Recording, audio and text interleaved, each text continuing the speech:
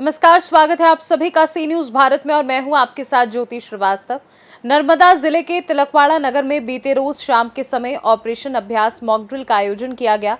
ये mock drill केंद्रीय गृह मंत्रालय के निर्देश अनुसार तिलकवाड़ा नगर की मामलेदार कचहरी में संपन्न हुआ। अभ्यास की शुरुआत अलर्ट सायरन बजाकर की गई, जिसके साथ ही लाउडस्पीकर पर आपदा की चेतावनी दी गई। मॉक ड्रिल के दूसरे चरण में आपदा से संबंधित संभावित खतरों की जानकारी दी गई और बताया गया कि बचाव कार्यों को किस प्रकार अंजाम दिया जाता है। तीसरे और अंतिम चरण में राहत व नियंत्रण कार्यों के बारे में सूचनाएं प्रसारित की गई। इसके तहत पूरे नगर में सायरन बजाती गाड़ियों द्वारा भ्रमण कर जनता को चेतावनी दी गई और आपदा के समय अपनाए जाने वाले व्यवहार की जानकारी दी गई।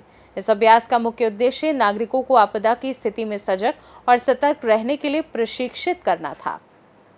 स्थानीय प्रशासन द्वारा ये मॉक ड्रिल आपदा प्रबंधन की तैयारी और सामुदायिक सहभागिता को मजबूत करने के उद्देश्य से आयोजित की गई।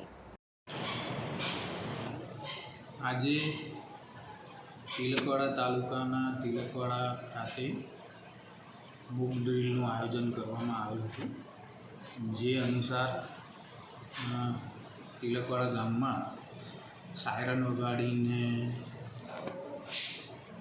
આમ જનતાને સામાન્ય જનતાને જાણ કરવામાં આવેલ હતી। તાત્કાલિક ઇમરજન્સીની પરિસ્થિતિ ઉપસ્થિત થાય તો શું કરવું તેના માટે સાયરન વગાડવામાં આવેલ હતી।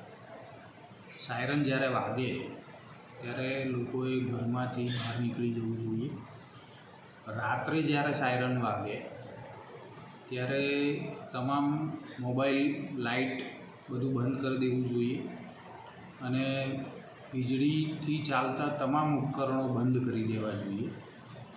એના માટે રાત્રે સાયરન વગાડવામાં આવશે।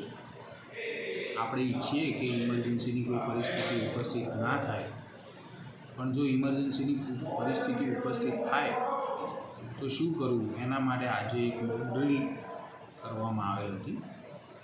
મોક ડ્રિલમાં કચેરીમાંથી પણ પોલીસ સ્ટાફ અને આપદાર મિત્રોના સહયોગથી ઇવેક્યુએશનનું આયોજન કરવામાં આવેલ હતું અને ઇવેક્યુએશનનું આયોજન પૂર્ણ થયા પછી तिलकवाड़ा ગામમાં સાયરન પણ વગાડવામાં આવેલ છે।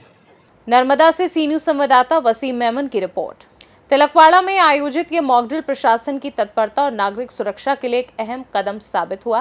इस प्रकार के अभ्यास भविष्य में किसी भी आपदा की स्थिति से निपटने के लिए जन जागरूकता और तैयारी दोनों में सहायक होंगे।